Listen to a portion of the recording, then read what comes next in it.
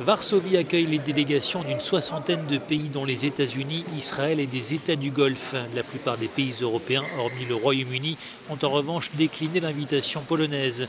Cette conférence, qui vise officiellement à promouvoir la paix et la sécurité au Moyen-Orient, est perçue par beaucoup comme une tentative d'isoler davantage encore l'Iran. La conférence s'inscrit en effet dans un effort plus large visant à exercer une pression maximale sur l'Iran. Et dans le cadre de cet effort, Washington a besoin d'une meilleure coordination entre ses alliés du Moyen-Orient, à savoir Israël et l'Arabie saoudite. Parmi les responsables politiques présents dans la capitale polonaise, le secrétaire d'État américain Mike Pompeo, le chef de la diplomatie britannique Jeremy Hunt ou encore le Premier ministre israélien Benjamin Netanyahou. Aucun responsable iranien n'est présent. Pour cet expert, c'était tout simplement inenvisageable. L'Iran accepterait certainement l'invitation, mais ni les États-Unis ni Israël ne viendraient. Ils diraient qu'ils ne veulent pas être assis à la même table que des terroristes.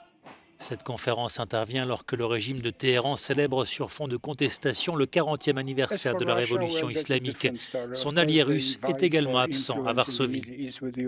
La Russie mène avec les États-Unis une bataille d'influence au Moyen-Orient et les Russes comptent organiser en parallèle leur propre conférence, ce qui est à mon sens enfantin et contre-productif. Ne pas assister à cette conférence, c'est se mettre en dehors du cours des événements.